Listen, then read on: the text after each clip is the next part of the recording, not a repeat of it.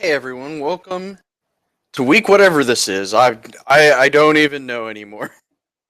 I'm sure I'm sure I have it down somewhere, but it really doesn't matter as we don't have a module this week or next week for that matter. For the next 2 weeks, we're going to be covering the midterm.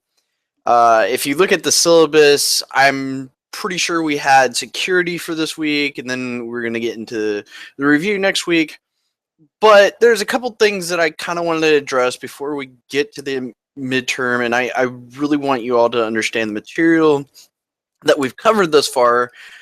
Include it, I think more so the coding aspects, at least having a basic understanding of how they work before moving on. The second half of the semester should be a lot easier to deal with. We will be dealing with a little bit of the functions and triggers and all the other jazz in the second part when it comes to auditing. But apart from that, it really gets more into concepts. I'm going to be giving you writing assignments more rather than having hands-on. For some of you are probably celebrating, yes, we don't have to do this crap anymore, while others of you are probably a little downtrodden. It's like, oh man, this was actually pretty interesting. We wanted to do more. Well, we will have a little bit of activity still. I mean, we're going to still do security, which includes changing permissions. That's a little bit of code. Nothing really complex or convoluted, but it is what it is. I mean, the I think the apex of what we are going to be covering as far as code, we've hit it. We've hit the high point or the low point, whatever your perspective is. Okay, so what is going to be on the midterm? Really, no surprises. Everything's going to be on the midterm, technically speaking. I've got all the textbook information as well as a little blurb about SQL. Of course, DML, DDL. Modifying manipulation and data definition languages and stuff. Constraints. Um, Really light on the triggers, functions, and procedures. I'm sure all of you are happy to know you're really not going to have to code anything as far as those are concerned. But there is at least one question that does require you to code. So beware.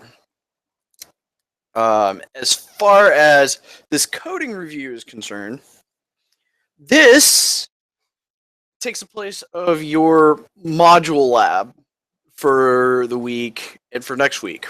For the next 2 weeks, I'm actually giving you a bonus opportunity uh, of X amount of points. I'm not going to say how many points because some of you might go, oh man, it might be worth just doing a little bit. I really kind of want you to dig in and try your best to do these exercises as far as creating tables and providing examples of updates, deletes, constraints, views, triggers, functions, and procedures. Just show me that you can do it. Of course, provide code for the above transactions, and screenshots proving the above code works as intended. I don't really care about screenshots of the code itself. That doesn't really do anything for me. I mean, that doesn't really add anything. I need to see what the results of the execution are, not the action output.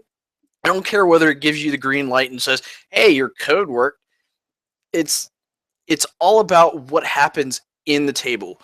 You need to check and see these results because if they don't operate as you intended to, you need to be able to diagnose and troubleshoot and fix these issues beforehand and to be able to recognize what mistakes could be made or to be able to communicate effectively how you reached certain goals and expectations. And by providing screenshots and being able to label them, that's what that's all about. I mean, as far as like doing like complex functions and procedures and all with while loops and for loops and if else conditions and stuff like that. I don't expect you to be at that level. There are further courses at Middle Georgia State that you can take that will go further down the rabbit hole, so to speak. And for those that are not quite graduating yet, or for those that are actually graduating and just want to take that extra course because you're interested in the material because I've done such an amazing job teaching it. Yeah, right. Anyway, whatever the case may be, uh, I invite you to go ahead and take that course. I'm not teaching it, much to your relief, I imagine. Um, but there it is. I've given instructions on what what I expect the document to look like. I expect it to look like any other assignment document. But here's the kicker: it's worth bonus points, meaning that even if you don't necessarily do well, this can only help your grade. This is not going to take away from your grade whatsoever. If you don't do it, well, that's on you. But I do highly encourage you to do this because one, it's going to help your grade. No matter what, is going to help your grade in some sort of capacity. And it's going to probably help you for the midterm because it's going to familiarize you with the coding aspects of the midterm. And I realized that it's like, oh, well, you only said like one question is going to be coding.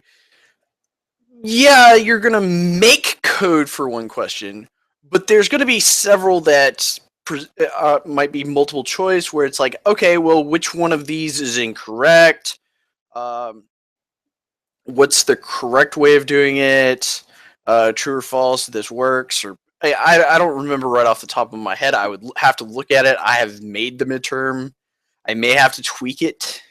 I don't know. I have not figured out how D2L works as far as that's concerned yet. That's going to be an obstacle in and of itself.